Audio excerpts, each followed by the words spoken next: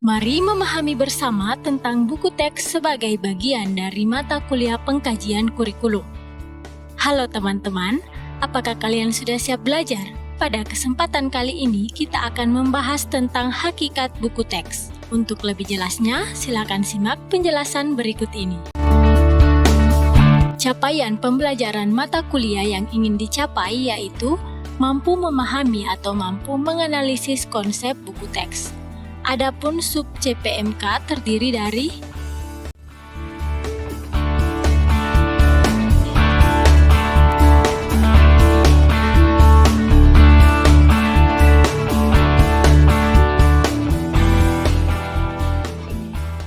berdasarkan Permendikbud nomor 8 tahun 2016. Pengertian buku teks adalah sumber pembelajaran utama untuk mencapai kompetensi dasar dan kompetensi inti, dan dinyatakan layak oleh Kementerian Pendidikan dan Kebudayaan untuk digunakan pada satuan pendidikan. Kemudian, menurut Muzakir tahun 2014, buku teks adalah buku standar yang berisi pelajaran atau bahan ajar dari suatu cabang ilmu atau bidang studi dan digunakan di sekolah atau lembaga pendidikan untuk mendapatkan sertifikat atau gelar. Dan menurut Muhlis tahun 2010, buku teks adalah sebuah buku yang berisi uraian bahan tentang mata pelajaran atau bidang studi tertentu, yang disusun secara sistematis dan telah diseleksi berdasarkan tujuan tertentu, orientasi pembelajaran, dan perkembangan siswa untuk diasimilasikan.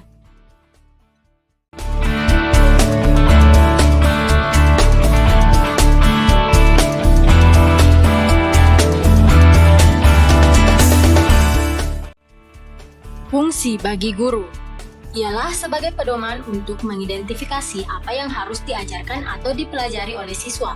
Artinya, dengan buku teks pelajaran, guru mempunyai petunjuk ketika mengajar, agar pembelajaran tidak menyimpang dari pembelajaran yang akan diajarkan. Mengetahui urutan penyajian bahan ajar.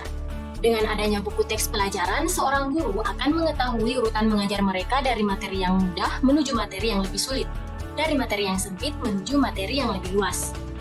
Memperoleh bahan ajar secara mudah. Dengan buku teks pelajaran, guru pun akan lebih mengetahui bahan ajar apa saja atau sumber belajar yang lain yang dibutuhkan siswa dalam materi tertentu, sehingga dapat mempermudah pemahaman siswa dalam menerima penyampaian materi dari guru. Fungsi bagi siswa yaitu sebagai sarana kepastian tentang apa yang mereka pelajari. Buku teks pelajaran akan membantu siswa untuk mengetahui apa saja yang akan siswa pelajari, sehingga siswa akan lebih siap ketika mengikuti pembelajaran. Sebagai alat kontrol untuk mengetahui seberapa banyak dan seberapa jauh mereka telah menguasai materi pelajaran. Dalam buku teks pelajaran, terdapat soal-soal evaluasi per bab, serta latihan-latihan per indikator. Ini bisa dijadikan sebagai alat untuk mengukur kemampuan siswa dalam menguasai materi pelajaran dalam hal kognitif siswa. Menarik perhatian siswa dengan adanya gambar.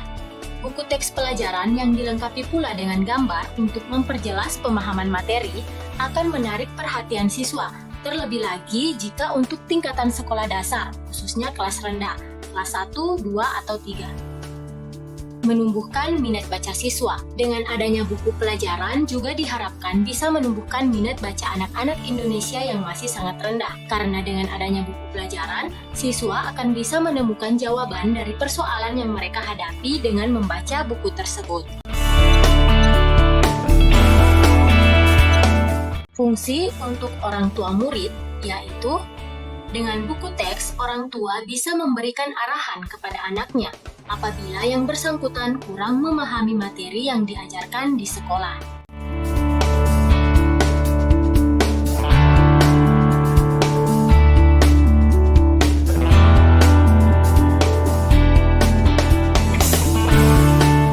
Selanjutnya tentang penjabaran buku teks.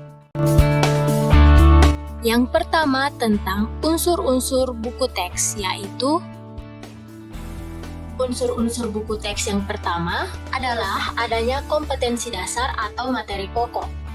Buku harus menyediakan materi sesuai dengan kurikulum. Selain mengacu pada kurikulum dan materi, juga perlu ditambahkan informasi pendukung. Informasi ini berguna untuk memperkuat materi yang dijabarkan. Unsur-unsur buku teks juga tidak lepas dari latihan. Sebagai buku pegangan pembelajaran, maka bagian latihan ini perlu ada.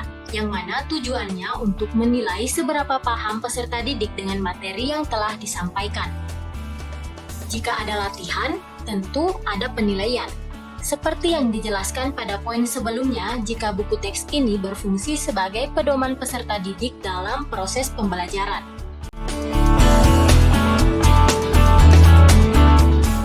Jenis buku teks secara umum. Yang pertama, buku sumber. Yang kedua, buku bacaan. Yang ketiga, buku pegangan. Yang keempat, buku-buku teks. Jenis buku teks dari segi penulisan terdiri dari yang pertama, buku teks tunggal. Yang kedua, buku teks berjilid. Dan yang ketiga ialah buku teks berseri. Kriteria buku teks yang baik ialah yang pertama, kriteria penerbit. Penerbit adalah faktor penentu pada saat buku dicetak. Dalam sebuah prosedur penerbitan, biasanya terdapat penyunting yang terkadang tidak memiliki kapabilitas mengenai apa yang disunting. Kriteria fisik. Kriteria yang berkaitan dengan fisik yaitu seperti desain cover, tata letak, ukuran cetakan, kualitas pencetakan, kualitas kertas, berat, dan daya tahan. Kriteria isi. Buku teks harus dipilih untuk memajukan tujuan pendidikan sekolah sesuai dengan kebutuhan siswa dan berkontribusi terhadap kontinuitas dan integrasi kurikulum.